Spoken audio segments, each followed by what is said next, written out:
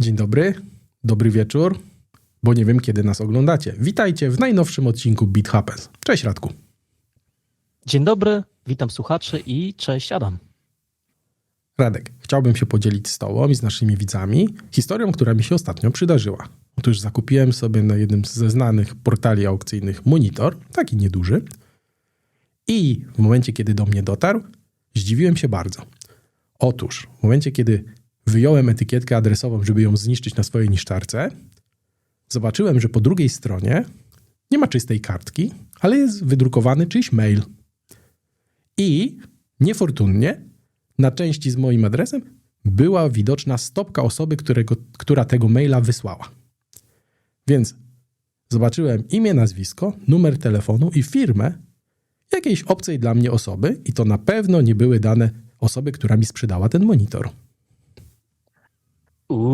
No nieźle. Myślę, że inspektorzy RODO mogliby coś powiedzieć w tym temacie. No, myślę, że możemy to zakwalifikować jako naruszenie ochrony danych osobowych. Co ty na to, żebyśmy zrobili cały odcinek poświęcony właśnie temu zagadnieniu?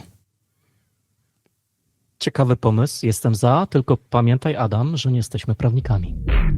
Zgodnie ze staropolską zasadą, jeśli się na czymś nie znam, to się wypowiem. Dlatego pamiętaj, że informacje zawarte w tym materiale nie stanowią porady prawnej i nie mogą zastąpić profesjonalnej konsultacji.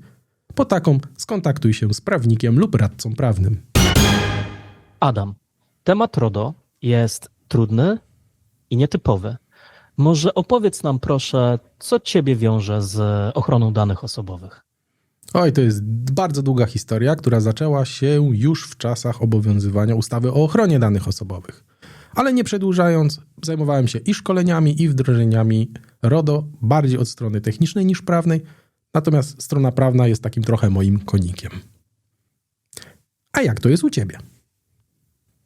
Z mojego doświadczenia od kilkunastu lat pracuję w różnych firmach, gdzie RODO jest częścią szkoleń, czy wdrażania się do pracy firmy, czy przypominania sobie tego w jakichś cyklicznych okresach czasu.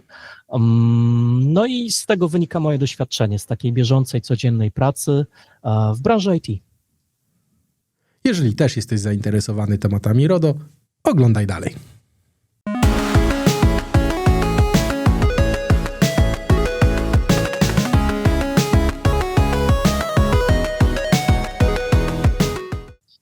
Adam, prowadziłeś szkolenia z ochrony danych osobowych.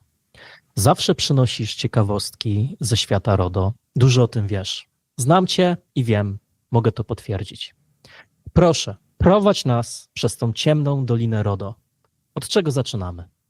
Od tego, żeby ją trochę oświetlić, bo też mam wrażenie, że dla większości ludzi jest to czarna magia, a wbrew pozorom nie jest to tak skomplikowane, jakby się mogło wydawać. Więc może zacznijmy od tego, po co to RODO w ogóle jest. Co ty na to? Dobry pomysł. Więc RODO powstało po to, żeby w jakiś sposób usystematyzować i ujednolicić sposób, w jaki traktujemy dane na obszarze całej Unii Europejskiej. Tak, żeby każde państwo członkowskie z drobnymi różnicami, ale w dużej mierze w ten sam sposób podchodziło zarówno do bezpieczeństwa danych osobowych, jak do tego, w jaki sposób są przetwarzane, na jakich zasadach, ale przede wszystkim po to, żeby przeciętny Kowalski miał pewność, że jego dane będą przetwarzane tylko wtedy, kiedy jest to faktycznie potrzebne i w taki sposób, który został mu wcześniej przekazany. Czyli rozumiem, że RODO chroni osoby fizyczne w Unii Europejskiej, czy w Polsce, ale jest częścią większej ustawy, większego planu, który jest w Unii Europejskiej i ma na celu ochronę moich danych, czyli mój PESEL jest chroniony i mówi firmom ta ustawa, że jeżeli jakaś firma przetwarza mój PESEL, to ma pewne zobowiązania i musi zapewnić odpowiednie środki bezpieczeństwa. I główny cel jest tego, żeby mój PESEL gdzieś tam nie hulał po firmach i po internecie, przez co ja jestem chroniony też jako osoba, tak? Bo jeżeli mój PESEL jest ogólnie dostępny z innymi danymi adresowymi, z numerem telefonu, to na przykład może się zdarzyć, że ktoś zaciągnie jakąś pożyczkę na mnie. Ja to widzę też w takim sensie. Czy dobrze myślę, czy nie do końca? I tak, i nie jednocześnie. Mianowicie ustawa nie jest po to, żeby twój PESEL gdzieś tam nie latał po internecie. Ustawa jest od tego, żeby on latał po internecie w sposób kontrolowany, zgodny z zamierzeniami. I tak naprawdę ustawa dotyczy nie tylko PESEL-u, ale wszystkich danych osobowych związanych z tobą, czy z twoją rodziną, czy z twoimi znajomymi, czy z dowolną osobą, która przebywa na terytorium Unii Europejskiej. Okej, dzięki za doprecyzowanie.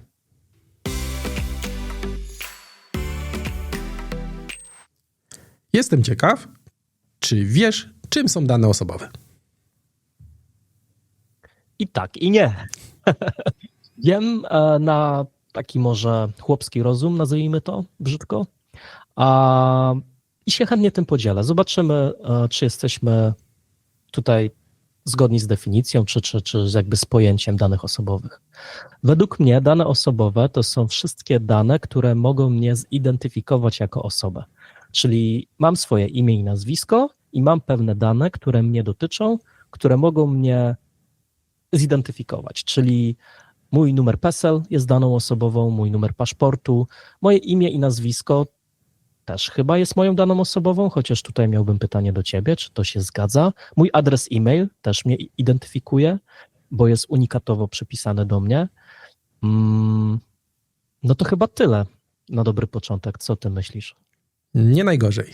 Ja bym troszeczkę to uzupełnił, mianowicie o to, że są to dane, tak naprawdę nie zastanawiamy się, jakie dane, które umożliwiają identyfikację ciebie bezpośrednio lub pośrednio. I to jest bardzo ważne, że czymś, co jest danymi, które mówią, że bezpośrednio mogę ciebie zidentyfikować, jest na przykład twój PESEL. Ale zidentyfikować mogę ciebie też pośrednio, na przykład poprzez twój adres IP. Przy czym taki mały disclaimer tutaj, nie zawsze i nie dla każdego. No to kiedy mój adres IP jest daną osobową, a kiedy nie? Świetne pytanie. To jest coś, co jest takim trochę moim konikiem, ponieważ na jednym z wdrożeń osoba, która była z firmy zewnętrznej, która pomagała nam wdrożyć RODOS, stwierdziła, że adres IP jest daną osobową. Ja się z tym nie zgadzam, bo adres IP może lub nie musi być daną osobową. Jeśli ja jestem przeciętnym Kowalskim, to adres IP dla mnie za żadne skarby nie jest daną osobową, bo ja nie jestem w stanie ustalić, że ten adres IP jest przypisany do ciebie. Natomiast jeśli będę operatorem internetowym, będę sprzedawał tobie dostęp do internetu, w tym momencie adres IP staje się dla mnie daną osobową, bo ja jestem w stanie pośrednio, poprzez korelację mojej bazy adresów IP, którą posiadam i komu je udzieliłem, i moich danych klientów, jestem w stanie skorelować, że ten adres IP należy do ciebie. Natomiast z racji tego, że ja jestem przeciętnym Kowalskim, nie mam dostępu do takich danych i raczej nie ma możliwości, żebym legalnie mógł się dostać do takich danych, dla mnie on nie będzie. Czyli jeżeli też mam własną firmę, adres IP prawie na pewno nie będzie dla mnie daną osobową. Jasne. To w takim razie już tutaj widzę takie dwie kategorie danych. Dane, które jednoznacznie mnie identyfikują i dane, które dla niektórych będą danymi osobowymi, a dla niektórych nie będą danymi osobowymi. Czy możesz, Adam, powiedzieć mi, czy na przykład adres e-mail też czasem jest w tej takiej szarej strefie? To znaczy mój adres e-mail, który składa się z mojego nazwiska na przykład i imienia, jest według mnie daną osobową w tym przypadku. A czy mogę mieć taki adres e-mail, który będzie losowym ciągiem znaków, i dowolny operator adresów e-mail, gmail.com. Czy wtedy ten adres e-mail dalej jest daną osobową, czy już nie? I tu znowu to zależy. Jeśli jest możliwość pośrednia powiązania tego adresu z tobą, staje się on daną osobową. Tu część bezpośrednią wyłączamy, bo bezpośrednio ani tam nie ma twojego imienia, nazwiska, PESEL-a, czegokolwiek, losowy ciąg znaków, więc bezpośredniość wyłączamy. Ale jeżeli pośrednio mogę cię połączyć z tym adresem, staje się on twoją daną osobową. I teraz jak to rozpatrzyć? Jeśli powiedzmy ten adres byłby publicznie dostępny, na przykład wyświetliłbyś go teraz u nas tutaj na kanale, stał się on publicznie dostępny, możemy go już traktować jako dane osobowe, bo ktoś, nawet nie znający się na technikaliach, jest w stanie ustalić, że to jesteś ty. Natomiast w momencie, kiedy ten adres nigdzie indziej nie istnieje, nie jest on w jakiś sposób bezpośrednio lub pośrednio z tobą powiązany, według mnie nie jest daną osobową. A co w przypadku innych takich danych osobowych z tej szarej strefy? Czy możesz podać kilka przykładów? Czy na przykład PESEL zawsze jest daną osobową, czy są sytuacje, że nie jest? Jakie jeszcze dane osobowe mogą być albo nie muszą być danymi osobowymi? To może zacznijmy od PESEL-a, bo to według mnie jest bardzo ciekawy przypadek. Teoretycznie PESEL powinien być niepowiązany z osobą wprost, tak? Bo tak naprawdę on powinien istnieć tylko w rejestrach państwowych, ewentualnie w jakichś firmach i tak dalej. I dla kogoś, kto prowadzi prostą firmę, nie wiem, typu sklep osiedlowy i wystawia jakieś faktury, czy nie wiem, w jakiś inny sposób, nie wiem, może chce sprzedawać w internecie, to tak naprawdę dla takiej osoby PESEL nie jest daną osobową, bo on nie będzie miał wglądu po samym PESEL-u, tak? Natomiast z racji tego, że ten PESEL wbrew pozorom jest widoczny w wielu rejestrach, do których mamy bezpośredni dostęp, chociażby księgi wieczyste pokazują PESEL-e, jeśli dobrze pamiętam, chyba że już to naprawili. Jest trochę tych miejsc, w których ten PESEL może figurować, dlatego powinniśmy zawsze pilnować, że PESEL jest daną osobową i tutaj nie trzeba się po prostu nad tym zastanawiać. Z mojego doświadczenia uważam, że PESEL, imię, nazwisko, adres e-mail, adres taki fizyczny z klucza traktujemy jako dane osobowe, bo istnieje duże prawdopodobieństwo, że da się zidentyfikować tą osobę po tych danych. W większości przypadków bezpośrednio, a w pozostałych pośrednio też pewnie się da. Natomiast dane typu adresy IP, gdzie ten sam adres IP może być wykorzystywany przez wiele osób, ja już bym nie traktował jako dane osobowe, no chyba, że tak jak rozmawialiśmy wcześniej, jesteś operatorem dostępu do internetu i jesteś w stanie to ustalać. Czyli podsumowując i upraszczając nasze życie dzisiaj, świat danych osobowych można podzielić na takie 3 części. Pierwsza część to są dane, które nie są zupełnie danymi osobowymi. Mój wzrost nie jest moją daną osobową. To zależy też. Wzrostu, ale ludzie, którzy mają sam wzrost, bez niczego więcej. Podaję, nie wiem, 1,73 m jako dana.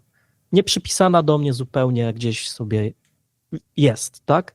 No nie identyfikuje mnie. Chyba że pewnie, i teraz tu zgaduję, masz system, gdzie masz grupę ludzi, gdzie możesz ich uporządkować według wzrostu i ta osoba z moim wzrostem jest tylko jedna i to jestem ja. I w tym rejestrze na przykład tylko jest jedna osoba z moim wzrostem i wtedy możesz tego wzrostu użyć jako identyfikacji, to prawda? Wtedy byłoby to dane To znaczy, osobowe? jeśli byśmy się skupili w ogóle na definicji danych osobowych, to w definicji danych osobowych jest wymienione między innymi czynniki fizyczne i czynniki fizjologiczne. Więc wzrost, waga są czynnikami fizycznymi czy fizjologicznymi, aż tak dobrze się nie znam na biologii. Więc tak naprawdę to już podlega pod dane osobowe. Bo może się zdarzyć w ten sposób, że da się ciebie zidentyfikować po wzroście, bo na przykład masz bardzo charakterystyczny wzrost. Albo masz, nie wiem, bardzo charakterystyczną budowę ciała na przykład. Przykład z YouTube'a. Żeby nie upublicznić czyjegoś wizerunku, zazwyczaj zamazywana jest buzia, tak? Czasami zmieniany jest głos. Ale tak naprawdę, jak się zastanowisz, jeżeli ktoś ma specyficzny tatuaż, i na przykład na jego ręce widać specyficzny tatuaż. To jest dana osobowa, bo pozwala ci zidentyfikować tą konkretną osobę na podstawie cechy fizjologicznej posiadania tego tatuaża. No dobra, Adam. Czy w takim wypadku możesz podać przykład danych, które nigdy nie są danymi osobowymi? Nigdy danymi osobowymi nie są dane, które dotyczą czegokolwiek innego niż osoby. Czyli na przykład numer rejestracyjny pojazdu, który nieraz jest uważany jako dane osobowe, nie jest daną osobową, bo nie dotyczy osoby fizycznej. Dotyczy przedmiotu, pojazdu. Natomiast jeśli byśmy sobie teraz tak popatrzyli na wszystko, co może dotyczyć osoby fizycznej, to tak naprawdę bardzo bezpieczne będzie traktowanie, że wszystko jest daną osobową. A teraz, czy coś z tego zbioru wypadnie, czy w nim pozostanie, musimy rozpatrzyć w kontekście tego, w jaki sposób te dane przetwarzamy. Czyli na przykład, jeżeli chcemy zbierać tylko adresy IP po to, żeby na przykład zabezpieczyć nasze serwery przed na przykład niechcianym ruchem. Tak, bo mamy listę adresów IP, które są uznawane za te, które generują niechciany ruch. Skanujemy nasze logi pod kątem występowania tych adresów. Jeżeli są, to blokujemy, tak? Takie użycie w tym kontekście nie jest według mnie przetwarzaniem danych osobowych, bo to są dane, na podstawie których nie jesteśmy w stanie zidentyfikować konkretnej osoby. I mając ten zbiór tych adresów IP, ani pośrednio, ani bezpośrednio nie jestem w stanie tego zrobić. Nie jestem operatorem, nie mam dostępu do żadnej bazy adresów IP, gdzie miałbym powiązanie adres IP per osoba, która go używała. Dodatkowo sam adres IP nie zawsze jest unikalny. W większości przypadków przy takiej ilości ludzi, jaką mamy teraz używających internetu, jest to coś całkowicie nieunikalnego. Ten sam adres IP mogę dzisiaj korzystać z niego ja, a jutro może ktoś inny korzystać. Więc ja uważam, że nie jest to dana osobowa. To jeszcze jedna rzecz, która może mnie trochę zastanawia i może naszych słuchaczy także. Skoro adres IP może być daną osobową w niektórych przypadkach, bo może mnie identyfikować jakby z punktu widzenia operatora i on nie jest daną osobową, to nie jest mój wzrost czy mój numer PESEL, to nie jest mój numer, ale może jest numer serwera, tak? Numer mojego komputera, powiedzmy w dużym uproszczeniu, to dlaczego to może być daną osobową, a numer rejestracyjny samochodu, który do mnie należy, nie jest daną osobową, kiedy tam jest wręcz bezpośrednio nawiązanie do osoby, czyli do mnie? I już tłumaczę. Zgodnie z definicją za dane osobowe mogą być uznane też identyfikatory internetowe. Natomiast w definicji nie znajdziemy nic na temat identyfikatorów przedmiotów. Okej, nawet jeżeli ten przedmiot jest przedmiotem szczególnego przeznaczenia i wymaga chociażby posiadania dowodu rejestracyjnego, który jest już przypisany do osoby, czy na przykład skanowanie mojego dowodu rejestracyjnego już wchodzi w zakres ochrony danych osobowych? Bo są tam inne dane, ale nie dlatego, że jest tam numer rejestracyjny samochodu, tak? To znaczy pozyskanie tych danych z dowodu rejestracyjnego w momencie, kiedy tam jest twoje imię, nazwisko, adres, PESEL, koniec tych danych, które są w dowodzie rejestracyjnym, automatycznie przetwarzasz dane osobowe, ale imię, nazwisko, PESEL, adres, a nie numer rejestracyjny. Numer rejestracyjny pojazdu nie jest twoją daną osobową. Sprzedasz ten pojazd, on przestaje być twój i ten numer rejestracyjny nie jest do ciebie przypisany. Chyba że w UK, z tego co wiem, numer rejestracyjny może być przypisany do osoby, że możesz sobie wykupić własny numer rejestracyjny i go przekładasz pomiędzy samochodami. Nie wiem, czy tak jest w UK, ale wiem, że tak jest w Szwajcarii. Wydaje mi się, że w UK chyba też tak jest, że się tam płaci opłatę, tak jak u nas są indywidualne tablice rejestracyjne, ale na samochód tam są indywidualne na obywatela. No dobra. Mam wrażenie, Adam, że rozjaśniliśmy trochę temat. To może tak, żeby podsumować ten etap, ten początek, to wprowadzenie do danych osobowych. Widzę to tak. Jest zbiór danych i część z nich nie są danymi osobowymi w ogóle. Część z nich są danymi osobowymi i wtedy one podlegają ochronie.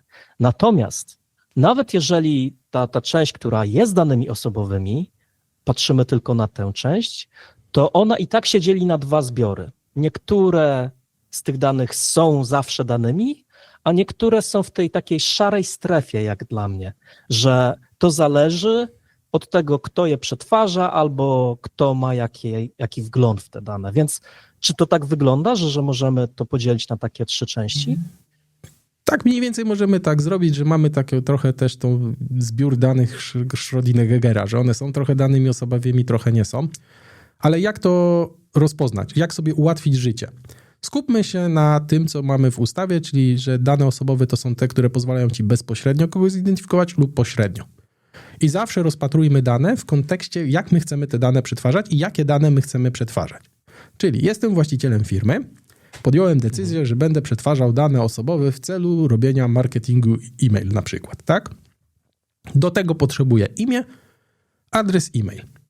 No i teraz sobie odpowiadam na pytanie, czym dla mnie jest imię? Czy to jest dana, która mi potrafi bezpośrednio kogoś zidentyfikować? I sobie odpowiadam na to pytanie. Okej. Samo imię tak de facto nikogo nie identyfikuje, bo Radków może być od metra na świecie. No to teraz biorę sobie e-mail. czy e-mail jest daną osobową, bo identyfikuje mi kogoś bezpośrednio? No i tutaj sobie odpowiadam. OK, część ludzi zidentyfikuje bezpośrednio, bo mają unikalne maile typu imię, małpa, nazwisko, .domena. Część będzie miało maile typu buziaczek, małpa, popularna poczta.pl i taka osoba nie jest bezpośrednio zidentyfikowana, ale ponieważ w tym zbiorze mam już dane, które identyfikują mi ludzi bezpośrednio, traktuję, że cała kolumna e-mail to są dane osobowe, bo identyfikuje bezpośrednio. Kolejne pytanie. Czy korelacja tych dwóch danych, które przechowuję razem, czyli imię i e-mail, jest już daną osobową? No i tutaj się zaczyna robić ciekawie, bo na przykład imię plus dziwny adres e-mail już może mi identyfikować jakąś osobę, tak? Bo na przykład e-mail to jest jakiś nick. I jak go skoreluję z imieniem, to już zaczynam mieć, Adam, Adamek na przykład, tak? I już coś mogę z tego uszyć. Więc traktuję zbiór jako całość, dane osobowe. Następny etap. Mam ten zbiór, który przed chwilą przeanalizowałem, patrzę, jakie jeszcze zbiory mam u siebie w firmie lub do jakich mogę mieć łatwy dostęp. Jeżeli mam łatwy dostęp, nie wiem, na przykład do CEPiK-u, bo jestem firmą ubezpieczeniową, czy na podstawie tych dwóch danych, które posiadam, jestem w stanie z CEPiK-u wyciągnąć informację o konkretnej osobie i ją jednoznacznie zidentyfikować? Nie wiem, pewnie niekoniecznie, chyba że w CEPiK-u mają akurat mój adres e-mail. A z tego co kojarzę, chyba do CEPiK-u nie idą adresy e-mail. Albo nazwa twojej firmy jest twoim nickiem. Na przykład. I już wtedy może być takie powiązanie znalezione. Ale firma nie jest, dane firmy nie są danymi osobowymi. Żeby było ciekawie. A jeżeli dane firmy nie są danymi osobowymi, ale ty mi podałeś tylko adres e-mail i nick, a ja z nicku wiem, jak ty się nazywasz na podstawie danych z firmy, to już to świadczy, że ten nick jest już daną osobą? To są tak zwane te dane uzyskane pośrednio, czyli przez coś doszedłem do tego, że to jesteś ty. Więc jeżeli istniała możliwość w sposób jakiś taki normalny, tak, ustalić twoje dane, traktuj to jak dane. Bo czyli nie, że wynająłem prywatnego detektywa do tego, żeby to ustalić, tylko małym nakładem środków ustaliłem po prostu, kto ty jesteś. Tak. Dawno temu, kiedy mieliśmy jeszcze ustawę o ochronie danych osobowych, czyli UODO, tam był taki zapis, że za dane osobowe traktujemy dane, które bez nadmiernego udziału środków, czasu, kosztu pozwalają ustalić czyjeś dane, to są dane osobowe. Czyli jeżeli ja bym musiał na przykład wydać 1 000 000 złotych na to, żeby ustalić, jakie jest twoje nazwisko na podstawie imienia i tego maila, to nie traktujemy jako dane osobowe, bo jest to zbyt skomplikowane, zbyt trudne, zbyt drogie. Natomiast obecnie w RODO nie ma tam takiego zapisu bez nadmiernych środków i tak dalej. Natomiast jeżeli sobie przeczytamy te takie dodatki do ustawy, te takie wprowadzenia, nie pamiętam jak to się nazywało, chyba mam w notatkach, zaraz sprawdzę. Motywy to się nazywało, czyli na początku ustawy mamy takie motywy, to w motywie jest podane już, że należy sprawdzić takie jak koszt i czas potrzebny do zidentyfikowania. Tak? Czyli nie jest to wprost nawiązane w przepisie, ale w motywie jest to dodatkowo wyjaśnione. Więc możemy sobie przyjąć za zasadę taką, że jeżeli trzeba włożyć w to dużo czasu, pieniędzy, energii, żeby powiązać te dane, czyli chociażby ja bym to traktował jako korzystanie z systemów zewnętrznych, nie należących do nas, to traktujmy to wtedy jako niedane osobowe. Czyli jest sobie baza CEPiK-u na przykład, gdzie są wszyscy kierowcy i tak dalej, no ale przeciętna firma nie ma do tej bazy dostępu. No to jeżeli tylko na podstawie tej bazy jest w stanie skorelować te dane do tej osoby, nie traktujemy tego jako dane osobowe. Ale już firma ubezpieczeniowa, która ma dostęp do takiej bazy, już powinna traktować je jako dane osobowe, bo eliminujemy ten problem nadmiernych kosztów, nadmiernego czasu i tak dalej. Okej. To mamy pewne podstawy ogarnięte, przedyskutowane. Chciałbym wrócić do troszeczkę przedyskutowane. Chciałbym wrócić do tej twojej historii z początku odcinka, kiedy powiedziałeś, że na etykiecie adresowej z przesyłki, którą dostałeś od kogoś, Na odwrocie był wydrukowany czyjś e-mail i tam się pojawiły dane, również dane osobowe. Rozumiem, że jako przykładny obywatel i specjalista od danych osobowych zadzwoniłeś po inspektorów RODO, przyjechała ekipa z FAT i zrobiła to, co mają oni zwykle do zrobienia w takich przypadkach, tak? Jak No to i o wygląda? ile w hollywoodzkim filmie pewnie taki scenariusz by zaistniał, o tyle w rzeczywistości tak to nie wygląda. To, co my jako odbiorcy niechcianych danych osobowych albo cudzych danych osobowych możemy zrobić, to tak naprawdę poinformować osobę, od której otrzymaliśmy te dane, niefortunnie, o tym, że takie naruszenie nastąpiło. Natomiast ewentualnie, z tego co wiem, moglibyśmy zgłosić to do urzędu, natomiast nie wiem, czy jest przewidziana jakaś taka sensowna droga, jak to zrobić. Dlatego to, co ja mogę zaproponować, to po prostu zniszczmy te dane, żeby one nigdzie dalej już nie wyciekały. Ewentualnie poinformujmy drugą stronę, że takie dane otrzymaliśmy. Ale tu jest ciekawostka.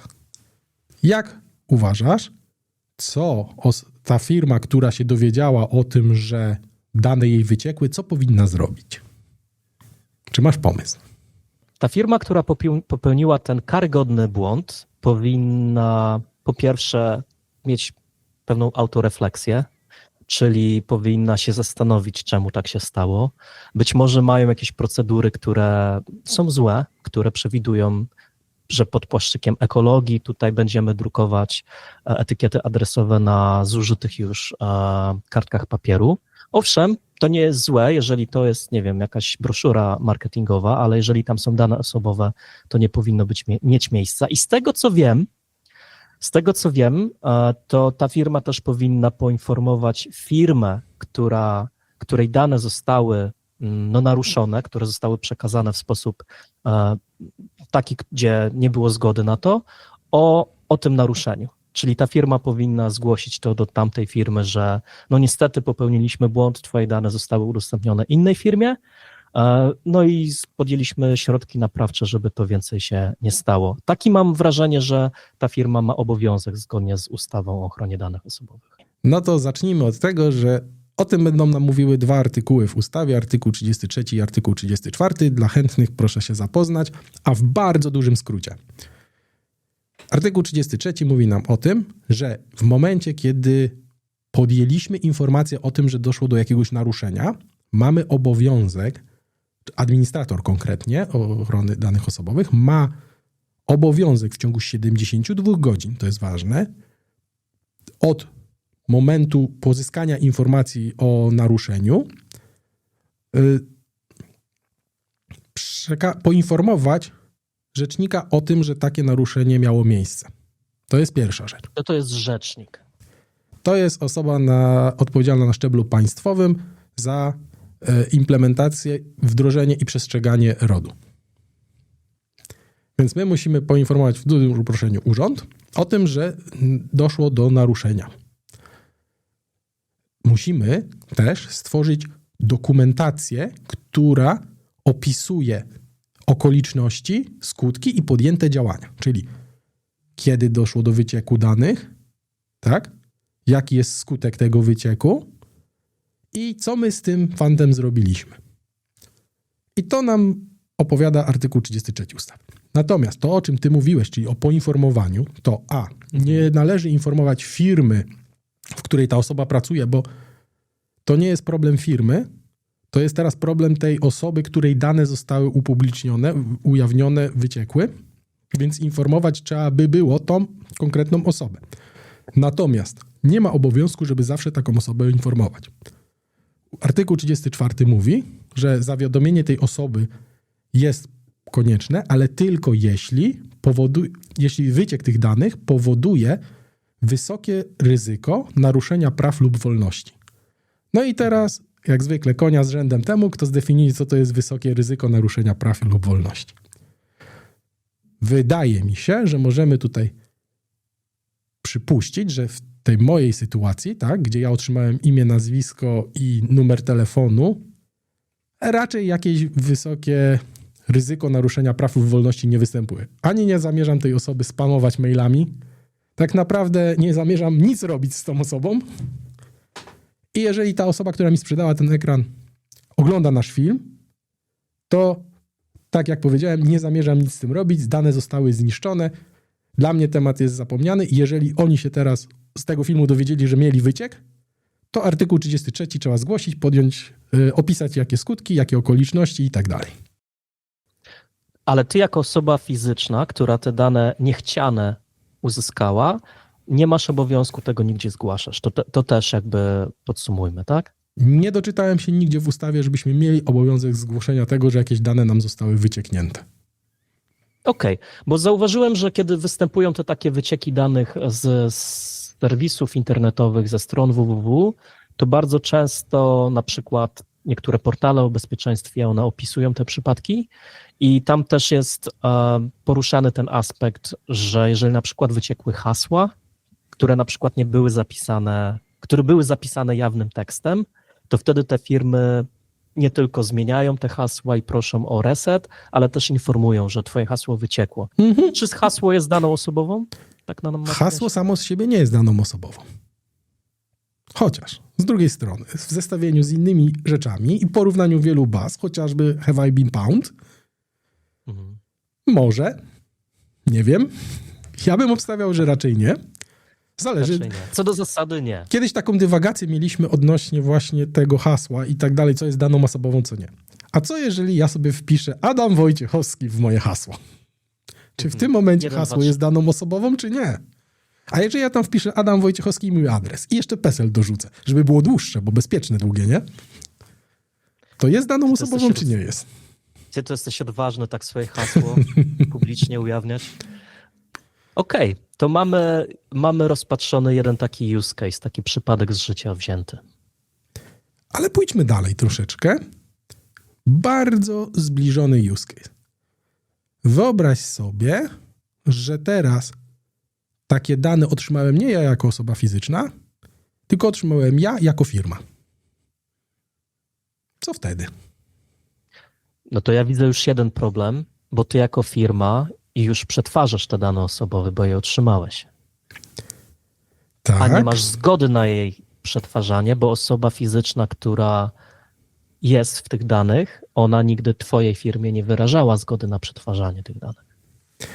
No i tutaj właśnie jest też taka znowuż dziwna sytuacja, trochę taka szara strefa. Zgodnie z ustawą, jeżeli pozyskaliśmy czyjeś dane osobowe bez wiedzy tej osoby, to powinniśmy poinformować ją o tym, że mamy te dane, jakie dane, w jakim celu będziemy przetwarzać i przez ile czasu i tak dalej, zanim nastąpi pierwsze przetworzenie tych danych. I teraz znowu konia z rzędem, jak takie coś zrealizować, chociażby w takiej sytuacji, jak właśnie dostałem te dane. Przeczytałem je, tak naprawdę przeczytanie tych danych, jak dla mnie, już jest ich przetworzeniem. Ale żeby przykład był bardziej taki namacalny. Dostałem maila. Ktoś mi wysłał maila, przedstaw mi ofertę na szkolenie. Jestem Jan Kowalski, to jest mój numer telefonu, mój adres e-mail. Chcę szkolenie, żebyś mi przeprowadził w moim domu. I jest adres podany. Tak? No i tak naprawdę nie ma czegoś takiego jak taka zgoda dorozumiana. Tak naprawdę ktoś jawnie powinien ci wyrazić zgodę na przetwarzanie danych, dlatego między innymi te ptaszki, które widzimy w stronach www odnośnie zgody na przetwarzanie danych osobowych, nie mogą być domyślnie zaznaczone. To ma być jawne powiedzenie, tak, zgadzam się. I teraz, czy wysłanie komuś maila z zapytaniem ofertowym takim, przygotuj mi szkolenie, w tym i w tym miejscu mieszkam, tu mi przyjedź, naucz mnie, zrób mi korepetycję, tak? Jak dla mnie, otrzymanie takiego maila już jest przetwarzaniem danych. On wylądował w tym całej machinie do serwerów, do mailowych i tak dalej. One zostały już przetworzone, te dane, tak? Więc wydaje mi się, że w tym momencie replay, dziękuję za zgłoszenie, informuję, że przetwarzamy twoje dane, które nam udostępniłeś w mailu, takie i takie, będziemy je przetwarzać przez, nie wiem, tyle i tyle czasu w takim celu, tak? To powinno w zupełności wystarczyć. No, najszybciej jak się dało, daliśmy radę klienta poinformować, tak? nie ma możliwości poinformować go przed wysłaniem maila do nas. Ja bym poruszył tutaj dwie kwestie. Pierwsza to jest to, że takie praktyki nie są powszechne. Nie przypominam sobie, albo rzadko to się zdarza, że jeżeli ja wysyłam wiadomość, jakby moje dane, udzielenie czy podzielenie się tymi danymi jest konieczne do zrealizowania usługi i tak dalej, rzadko się zdarza, że osoba czy firma odpowiada z tą taką klauzulą dodatkową o danych osobowych. To po pierwsze. Więc myślę, że tutaj trochę ta ustawa czy prawo rozmija się z powszechnymi praktykami. Nie oznacza, że praktyki nie oznacza to, że praktyki są dobre albo że nie mogą się zmienić, bo pewnie mogą, ale jeszcze chciałbym dodać jedną rzecz. W trochę inny sposób traktowane są CV. Jeżeli jest proces rekrutacji pracownika nowego, to bardzo często w ofertach tam jest zapisane, że w przypadku wysyłki CV proszę dołączyć taką klauzulę o przetwarzaniu danych osobowych. Co o tym myślisz? Czy tu jest to zrobione zgodnie z ustawą o ochronie danych osobowych? Wydaje mi się, że tak, ale jest małe ale. Zazwyczaj tam się należy powołać na ustawę i taki tam, nazwijmy to prawniczy żargon, zamieścić taką stopkę, której nikt pewnie nawet nie czyta. Tak. Ustawa RODO mówi nam, że ta zgoda powinna być przedstawiona prostym językiem. Szczególnie jeżeli by była na przykład kierowana do dzieci, to już wtedy w ogóle musi być bardzo prostym językiem, ale ogólnie powinna być prostym, zrozumiałym językiem, tak żeby niezależnie od stopnia edukacji było się w stanie zrozumieć, co oni ode mnie chcą, czyli co będą robić, jak długo, po co i dlatego. Więc jeżeli tam wklejamy stopkę prawniczy żargon, to ja uważam, że to nie spełnia tego wymogu prostoty. Ale jest klient poinformowany, ten docelowy nowy pracownik jest poinformowany o tym, że jego dane będą przetwarzane w celach rekrutacyjnych, więc cel jest podany.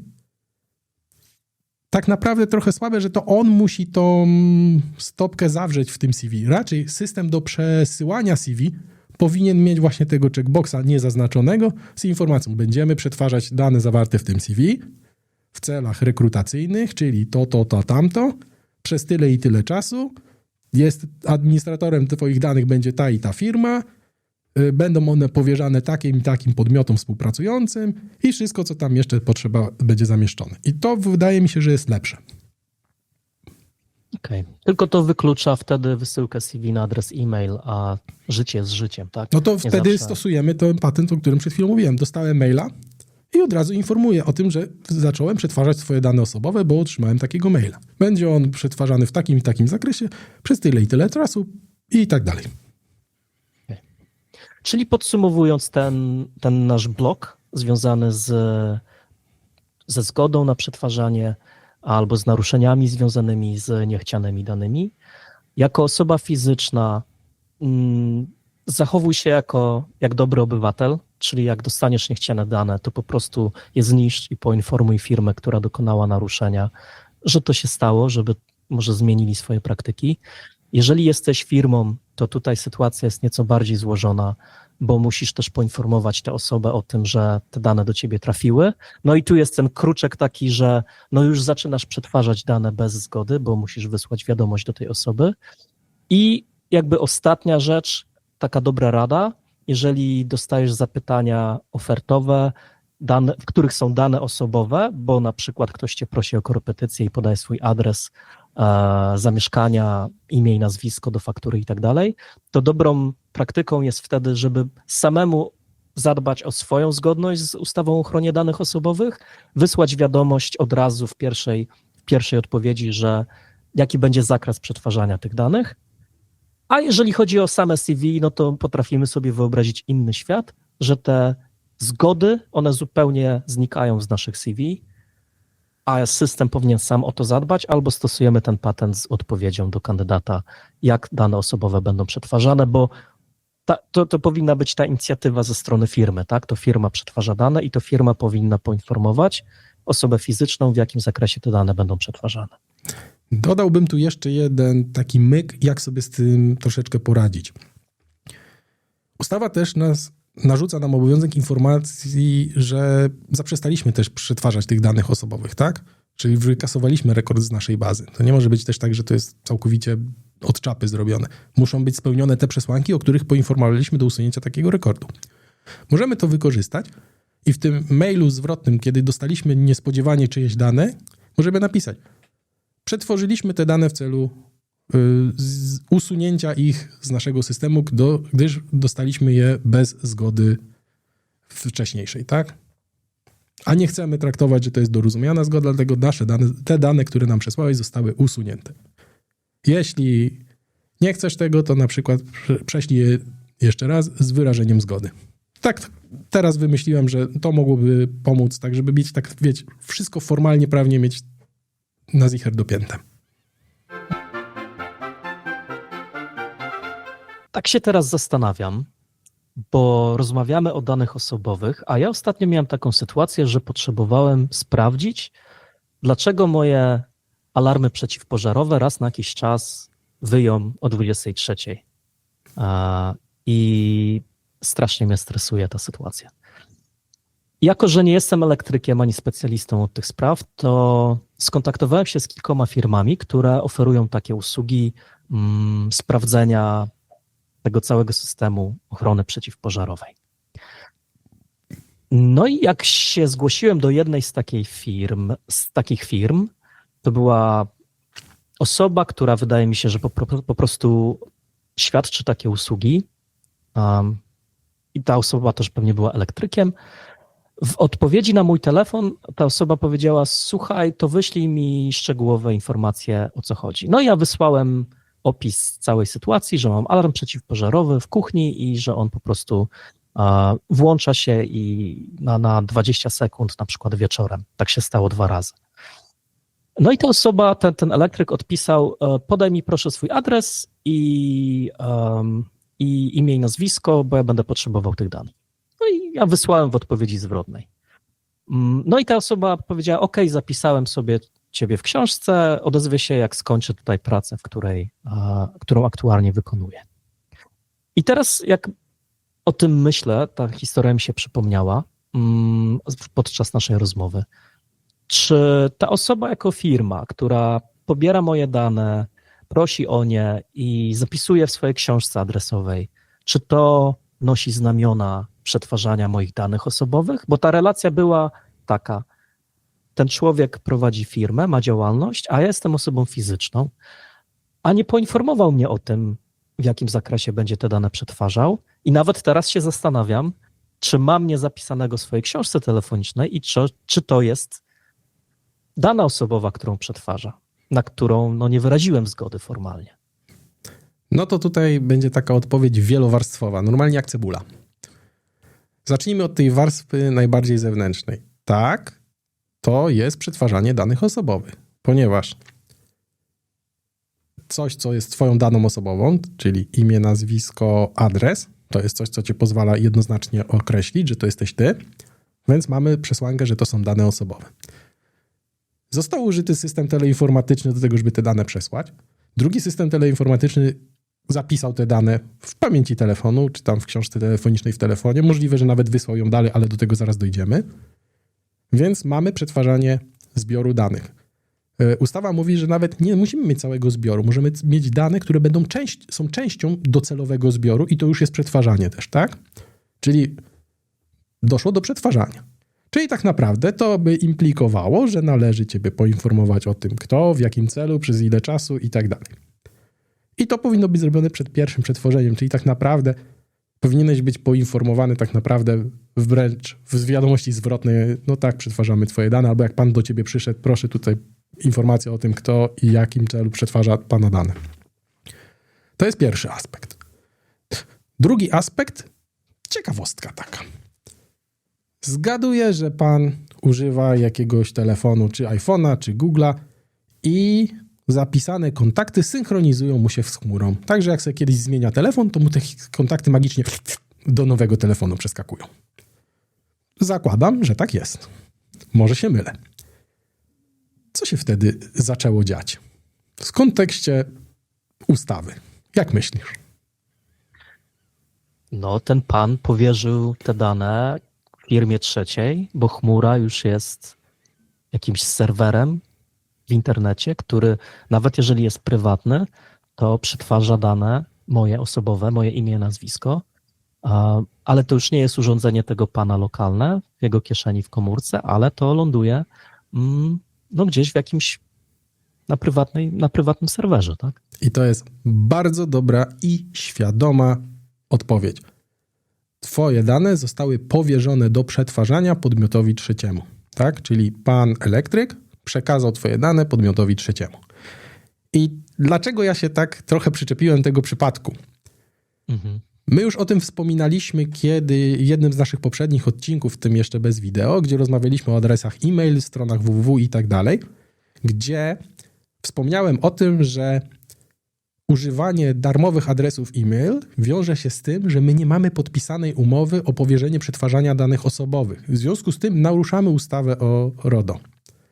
Ponieważ zgodnie z ustawą, jeżeli chcemy komuś przekazać, powierzyć dane do przetwarzania, czyli chociażby Gmailowi dać do przechowywania nasze maile, Apple'owi dać do przetwarzania nasze kontakty z telefonu, tak, żeby przechowywał w tej chmurze, to jeżeli jesteśmy przedsiębiorcą i występuje to przetwarzanie danych osobowych, to my musimy mieć nawiązaną umowę z takim podmiotem, który nam w tej umowie zagwarantuje, w jaki sposób zabezpieczyli te dane, w jaki sposób oni to wszystko monitorują, sprawdzają i tak dalej, że oni są zgodni z RODO. I dopiero jak my mamy taką umowę podpisaną, możemy te dane powierzyć dalej. I żeby była ciekawostka, to musi być to umowa lub inny instrument prawny, o tym nam mówi artykuł 28 punkt 3 ustawy, ale to musi być forma taka dokumentowa tego, tak? Czyli czy w formie elektronicznej to musi być nam dostarczone, czy w formie papierowej, to musi być faktyczna jakaś wiążąca umowa. Konia z rzędem temu, kto ma firmowego iClouda z podpisaną umową na swoim telefonie, którym używa i przesyła tę książkę adresową do chmury tak legitnie jak należy. Większość osób prawdopodobnie będzie miała na tym telefonie prywatnego iClouda wgranego i na prywatnego iClouda będzie te dane wysyłać. No i dlaczego to jest takie ważne, żeby zwracać na takie drobne detale uwagę? Ponieważ ustawa o RODO nakłada obowiązki na administratorów, ale też przewiduje kary. I teraz, żeby mieć taką ogólną świadomość tych kar, nie będziemy wnikać w szczegóły. Mamy dwie wysokości takie bazowe kary. Pierwsza to jest w przypadkach takich, kiedy do naruszenia danych osobowych doszło nie do końca z naszej winy w kontekście naszego takiego zaniedbania, a druga to jest takie, gdzie ewidentnie jest jakieś nasze zaniedbanie, bo coś nie było przez nas dopracowane i tak dalej. W pierwszym przypadku kara może iść do kwoty 10 milionów euro lub 2% rocznego światowego obrotu firmy i wybieramy kwotę wyższą, czyli powiedzmy taki Google pewnie będzie miał trochę więcej niż 10 milionów euro, taki Wojciechowski będzie miał pewnie do 10 milionów euro, bo jeszcze nie mam takiego światowego obrotu, choćbym bardzo chciał. Natomiast w drugim przypadku, czyli kiedy to naruszenie jest trochę z mojej winy, bo moje jakieś zaniedbanie, tam ustawa dokładnie definiuje, jakie rzeczy są spełnione, mamy kwotę 20 milionów euro lub 4% światowego obrotu. Czyli to są ogromne pieniądze. Oczywiście, jak ktoś usłyszy 10 milionów, 20 milionów euro, to brzmi jak taki straszak. Natomiast trzeba też pamiętać, że kary są ustalane indywidualnie w każdym przypadku. To nie jest tak, że z klucza 10 baniek każdy, tylko jest indywidualnie. One mają być skuteczne i proporcjonalne i odstraszające. Dokładnie tak jest w ustawie powiedziane, tak? Czyli proporcjonalnie do tego, jakie naruszenie zrobiliśmy, tak żeby skutecznie nas zmobilizować do tego, żebyśmy już takich błędów nie popełnili, tak? Więc jest ten straszak, ale nie należy się go tam jakoś specjalnie bać. To raczej małe szanse, że ktoś dostanie 10 milionów euro za udostępnienie danych jednej osoby. Ale powinniśmy w ramach tego, jak przetwarzamy dane, w ramach naszej polityki przetwarzania danych, powinniśmy sobie sprawdzić, czy ja będę chciał zapisywać dane moich kontrahentów w telefonie? Jeśli tak, czy to będzie tylko i wyłącznie w tym telefonie, który ja kontroluję, czy będę powierzał te dane komuś jeszcze?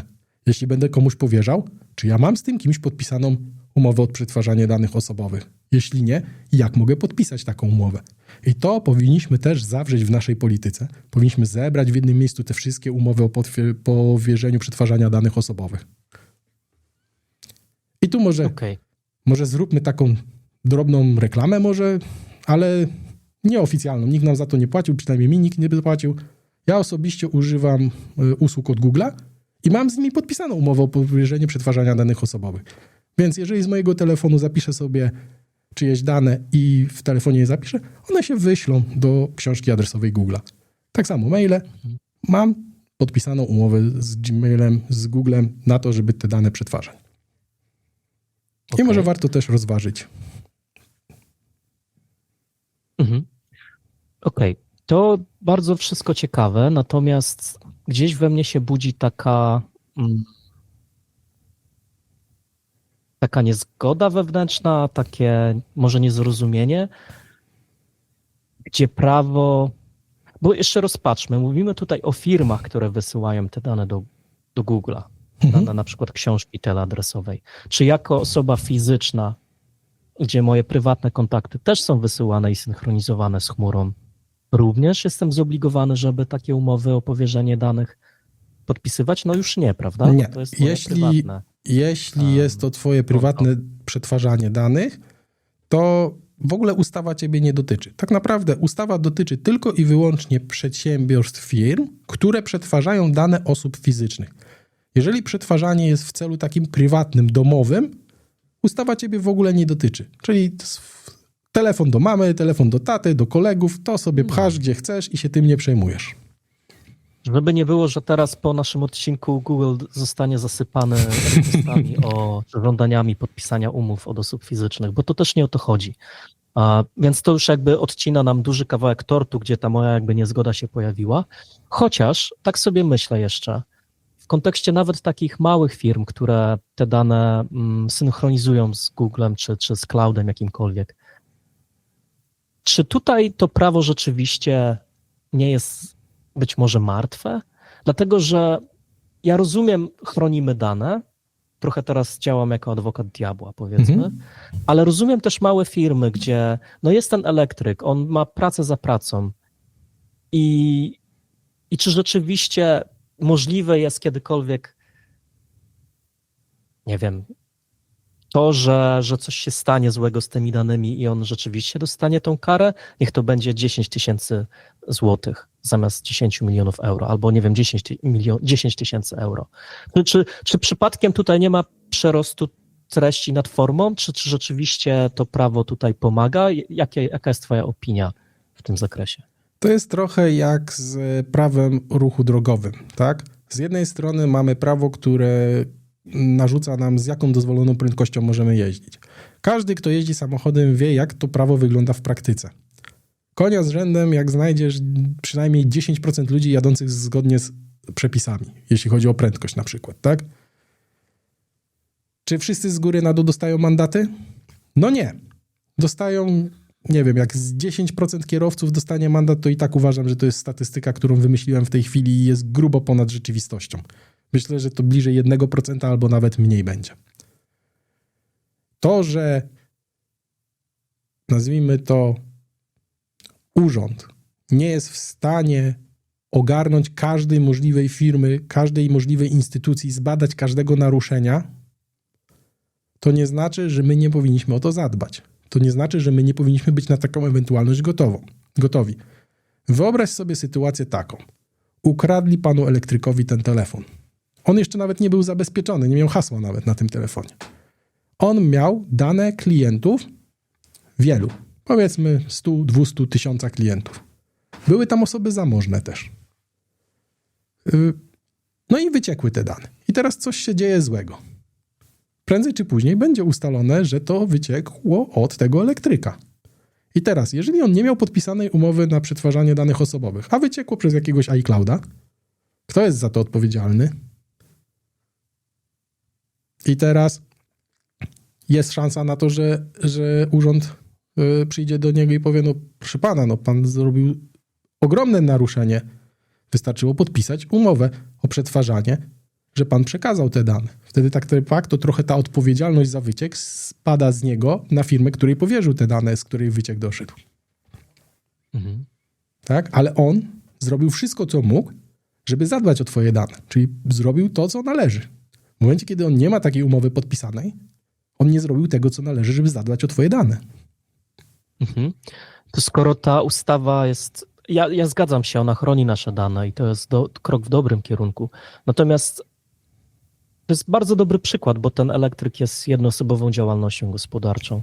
A czym on się różni ode mnie przed powierzaniu tych danych do jakiegoś clouda? No, jakby fizycznie to jest ta sama osoba, która jakby wrzuca te dane do clouda. I czemu mnie urząd nie będzie ścigał, a jego tak? Przy czym ja też mogę mieć w swojej książce adresowej dane zamożnych osób. Jakby rozumiesz, o co chodzi? Tak. Czemu jakby to działa dla niego, a ode mnie się już tego nie wymaga? W drugą stronę z kolei. Bo ty nie robisz tego w celach zarobkowych, nie robisz tego w ramach działalności. To nie jest twoja praca. Ty robisz to w celach prywatnych, towarzyskich. On to robi w celach nie prywatnych, nie towarzyskich. On to robi w celach jawnie gospodarczych. W związku z tym podlega pod tą ustawę. W związku z tym ustawodawca, żeby zadbać o bezpieczeństwo naszych wszystkich tutaj zebranych danych, narzuca na niego pewne obowiązki. Jeśli tak spojrzymy bardzo obiektywnie, to nie są jakieś strasznie trudne rzeczy do spełnienia. Okej, to nie jest super czyste, łatwe i przejrzyste. Trzeba przy tym usiąść, trzeba trochę przy tym porobić, tak? Trzeba się, przede wszystkim ustawa nas zmusza do tego, żebyśmy usiedli, w cudzysłowie, z tą kartką papieru, z ołówkiem i żebyśmy sobie wypisali, jakie dane, w jakim celu, jak długo chcemy przetwarzać. I to jest tak naprawdę te 3 proste punkty, otwierają nam drogę dalej. Jak ja będę teraz to robił, żeby to zrobić bezpiecznie, czyli jakie ja przygotuję zabezpieczenia tego, czyli na przykład będę używał szyfrowanego dysku na laptopie.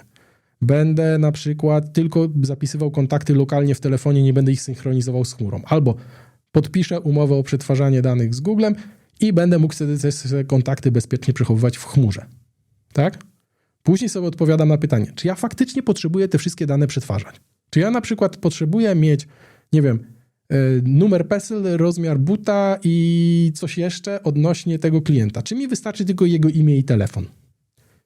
Czy mi na przykład jest potrzebny twój adres e-mail, jeżeli ja tylko się kontaktuję z tobą telefonicznie?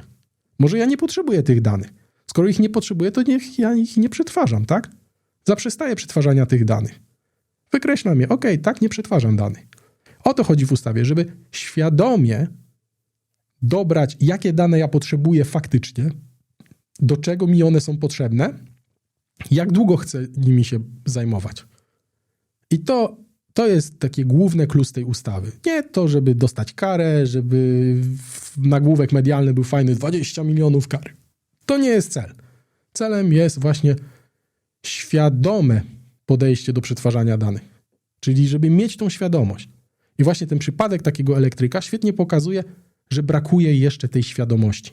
O ile duże korporacje są już świadome, nieraz nawet aż nad wyrost, ale one wiedzą, że do nich łatwiej dotrzeć. I w razie wycieku, jak wycieknie, nie wiem, dane z Google'a wyciekną, to nie jest skala 100 000 klientów. To jest skala w milionach klientów. I oni wiedzą, że wtedy urząd na pewno do nich dotrze, tak?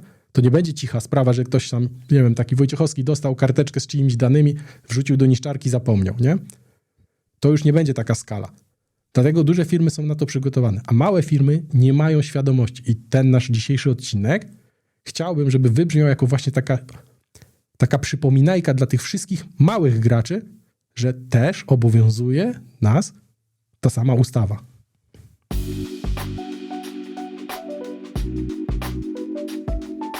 Dobra, Radek, mam taki jeszcze jeden przykład, trochę powiązany z tym, o czym już do tej pory rozmawialiśmy, ale odrobinkę inny. Ostatnio zdarzyło mi się tak, że kupiłem żonie voucher. Poszedłem do firmy, no i ta firma potrzebowała do tego vouchera imię, nazwisko, PESEL oraz numer telefonu, czyli ewidentnie dane osobowe. Co taka firma, zgodnie z RODO, powinna teraz zrobić? Pozyskała dane osobowe nie bezpośrednio od tej osoby, tylko pośrednio od kogoś. Moim zdaniem powinna zatańczyć kankana. No zyskali nowego klienta, no to najlepszy sposób. To na mogą celebration. zrobić tak, jak najbardziej, natomiast moje pytanie było bardziej odnośnie ochrony danych osobowych, odnośnie ustawy. Co według ciebie w kontekście ustawy powinni zrobić? Czyli tak. Jak już zatańczyli tego kankana. Tak, rozumując logicznie, to ty kupiłeś voucher dla swojej małżonki, czyli żeby ten voucher miał ręce i nogi, to potrzebowali dane osobowe twojej małżonki, czyli dane osobowe trzeciej osoby, którymi ty nie dysponujesz, tak? Bo to jest dana osobowa. To twoja małżonka mogłaby wyrazić zgodę na ich przetwarzanie. Wtedy, kiedy na przykład by to kupiła sama na stronie internetowej i zaznaczyła ten checkbox, o którym już dzisiaj mówiliśmy. Sądzę więc, że w jakiś sposób są oni zobligowani do tego, żeby dać znać osobie, której dane przetwarzają, że te dane są przetwarzane. Tylko o szczegóły muszę już pytać ciebie. Dobrze kombinujesz. Tak, zgodnie jeśli dobrze pamiętam, to będzie artykuł 14 ustawy, który nam o tym mówi, że powinniśmy taką osobę poinformować o tym, że uzyskaliśmy takie dane osobowe i tak standardowo cel, czas, wszystkie te dane. Przy czym tutaj mamy miesiąc czasu na to, żeby taką osobę poinformować i to poinformowanie tak naprawdę staje się ciekawym tematem do naszej dyskusji. No bo teraz, jeżeli ta firma posiada tylko imię, nazwisko, PESEL i telefon, no to okej, telefonem są w stanie jeszcze zadzwonić, poinformować. Trochę bym się zastanawiał, czy informacja telefoniczna jest wystarczająca, to raz. Czy nie powinno być to w formie papierowej, tak? No ale muszą te dane, w sensie muszą poinformować żonę, że jej dane posiadają i przetwarzają przed pierwszym przetwarzaniem. No i teraz... Pytanie tutaj. Dlaczego powiedziałeś, że forma papierowa może byłaby bardziej właściwa? Chodzi o to, żeby to było na piśmie, czyli na przykład jakby mieli adres e-mail, to by wystarczyło wysłać maila do twojej małżonki, czy chodzi o coś innego? No musi być to w formie takiej dokumentowej, tak? Może być to wersja elektroniczna, ale powinno być poinformowanie w formie dokumentowej. Dlatego tu się tak zastanawiam nad tą formą telefoniczną, czy byłaby wystarczająca. Może tak, może nie. Tu pytanie znowu już do prawnika by było. Natomiast bardziej chciałbym się skupić na drugiej części zastanowienia, spróbowania odpowiedzenia sobie na pytanie, czy nie poinformowanie przed rozpoczęciem przetwarzania danych, czy to już jest naruszenie, czy nie w takim przypadku. No bo z jednej strony, właśnie to jest trochę tak, teraz możemy ponarzekać na tą ustawę, przynajmniej ja bym ponarzekał na nią, że z jednej strony fajnie, że dba, ale z drugiej strony trochę wymagania co do tego, kiedy należy poinformować, są takie troszeczkę oderwane od rzeczywistości, czyli coś, co zauważyłeś już trochę też wcześniej. I teraz, jeżeli, od razu powiem tak, voucher to jest prezent niespodzianka, tak? Prawdopodobnie żona skontaktuje się z nimi przed upływem miesiąca, więc będą mieli szansę na to, żeby ją poinformować. Ale jeżeli się nie skontaktuje w ciągu miesiąca, na przykład, nie wiem, za 2 miesiące się odezwie do nich. No to teraz takie trochę stoisz między klientem a kowadłem, nie? Z jednej strony, trochę słabo, że się próbujecie skontaktować i nie wiecie, kiedy ja chcę ten voucher dać, a może ja chcę go dać dopiero za miesiąc, nie? I psujecie mi niespodziankę. Z drugiej strony, mają miesiąc na to, żeby poinformować. Z trzeciej strony, jak my mamy poinformować? No nie? I tutaj właśnie chciałbym, żebyśmy ten przypadek uznali jako taki trochę, może ktoś z doświadczeniem stricte prawnym, jakiś prawnik chciałby się w komentarzach pod filmem wypowiedzieć, jak w takiej sytuacji to wygląda. Czy to jest naruszenie, czy to nie jest naruszenie? Czy wystarczy poinformować przez telefon, czy nie wystarczy? Sam osobiście chętnie bym się dowiedział, jak to będzie wyglądało, nie tylko na podstawie mojej definicji tego, co z ustawy wyczytałem, tylko jakie jest faktyczne orzecznictwo w tym temacie.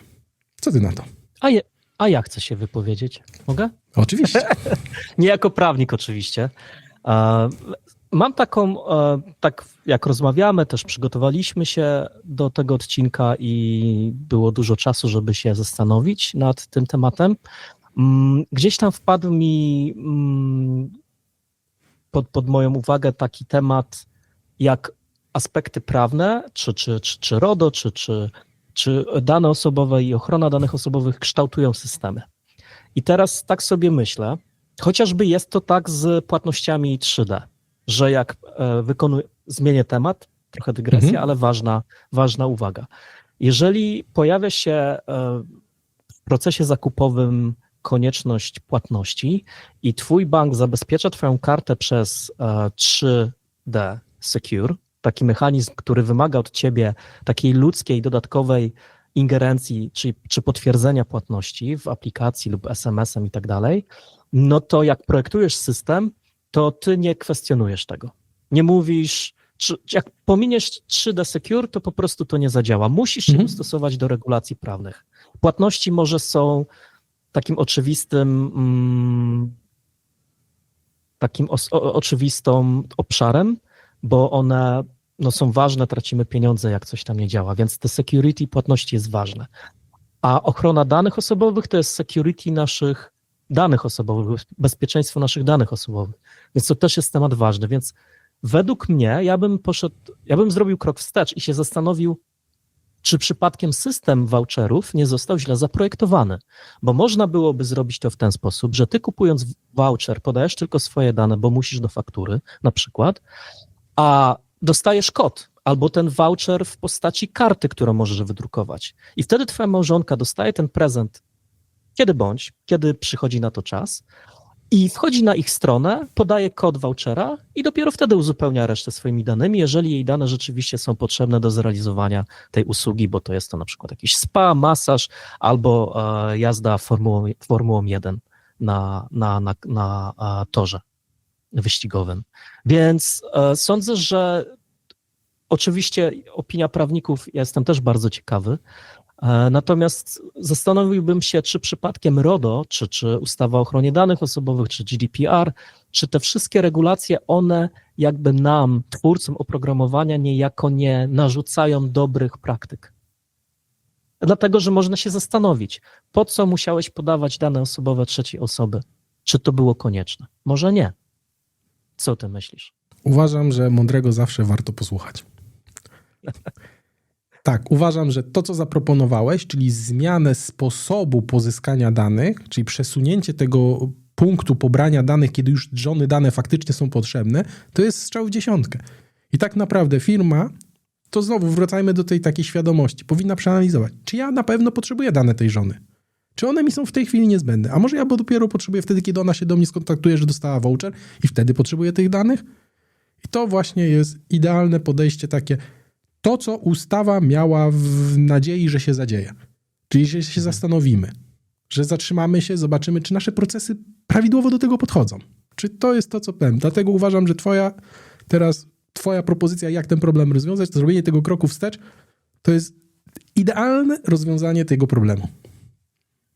Pomogło. Wierzę w to, że te regulacje, one są po coś, więc może rzeczywiście tu by pomogło. Mam przypadek ze swojego doświadczenia, mogę się podzielić. Może też znajdziemy jakieś rozwiązanie na to.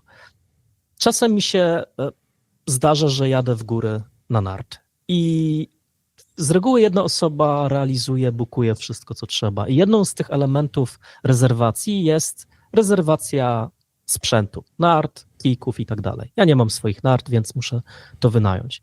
W momencie, kiedy ta osoba jedna rezerwuje wszystko dla nas, musi podać moje imię i nazwisko, że w momencie, jak odbieram ten sprzęt, to on jest przypisany do mnie. I też się zastanawiam, no jak ta osoba, jak ta firma, która wynajmuje sprzęt narciarski, miałaby mnie poinformować o tym, że przetwarzają moje dane w momencie, kiedy nie mają mojego adresu e-mail, ani mojego adresu zamieszkania, więc nie mogą w żaden sposób dać mi znać, a mają moje imię i nazwisko. Co z tym fantem zrobić? To bym poszedł dwojako. Raz wykorzystałbym patent, który przed chwilą zaproponowałeś, czyli tak naprawdę nie potrzebują tak naprawdę twojego imienia i nazwiska, potrzebują jakiś identyfikator, dzięki któremu będziesz mógł się na niego powołać, te narty są dla mnie zarezerwowane. I to równie dobrze może być jakiś kod, tak? Który dostanie osoba, która robi rezerwację, to jest kod dla osoby pierwszej, to jest kod dla osoby drugiej, to jest kod dla osoby trzeciej, czy tam, nie wiem, narty rozmiar X, kod taki, narty rozmiar Y, kod taki, żeby potwierdzić, że było opłacone. To jest pierwsza rzecz, tak? Czyli to, co już zaproponowałeś.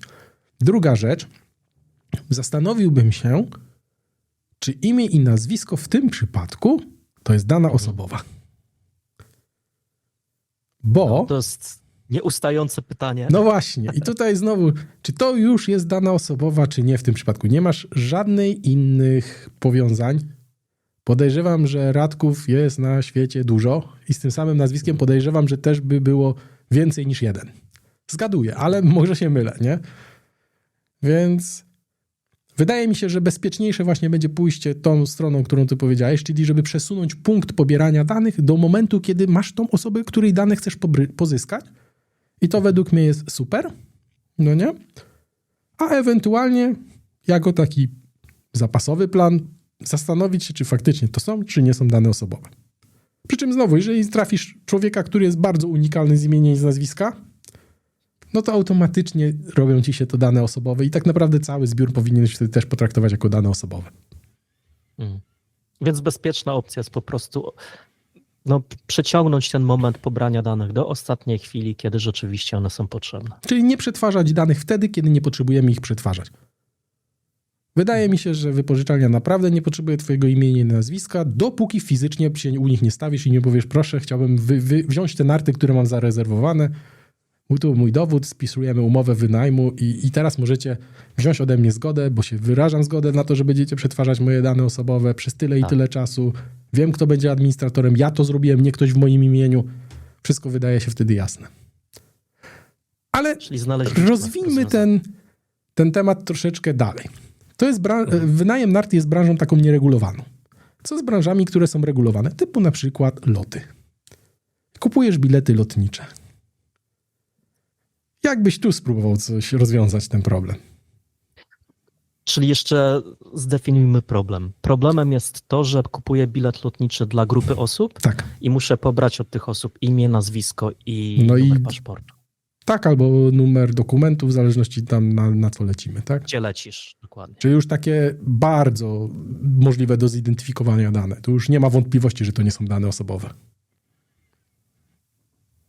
Powiem szczerze, że pomyślałem o lotach też, ale też nie mam rozwiązania na to. Ponieważ jak rezerwuję lot grupowy, pobieram te dane od wszystkich, od 3 osób na przykład, bo gdzieś w 4 lecimy i teraz okazuje się, że ja te dane wprowadzam. W swoim imieniu mogę wyrazić zgodę na przetwarzanie tych danych, no ale nie mam takiej możliwości, żeby wyrazić tą zgodę za 3 innych osób. Ja myślę, że my nie jesteśmy w stanie odpowiedzieć na to pytanie. Myślę, że tu jest potrzebne, żeby ktoś nam zostawił komentarz, jak to powinno być, ale zostawmy naszych widzów z tą myślą, że zawsze zastanówmy się, spróbujmy zobaczyć, czy jesteśmy w stanie ten proces w naszej firmie zmienić na tyle, żeby do przetwarzania, jeśli już koniecznie, dochodziło wtedy, kiedy mamy tą zgodę na przetwarzanie. Albo żebyśmy byli w stanie poinformować taką osobę, że uzyskaliśmy jej dane osobowe, zanim zaczniemy je przetwarzać.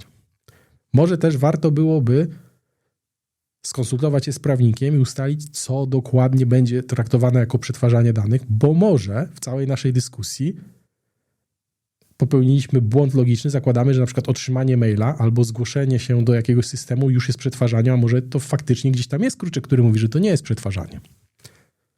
Dlatego nie wierzcie gadającym głową z YouTube'a, zawsze konsultujcie się z profesjonalistami.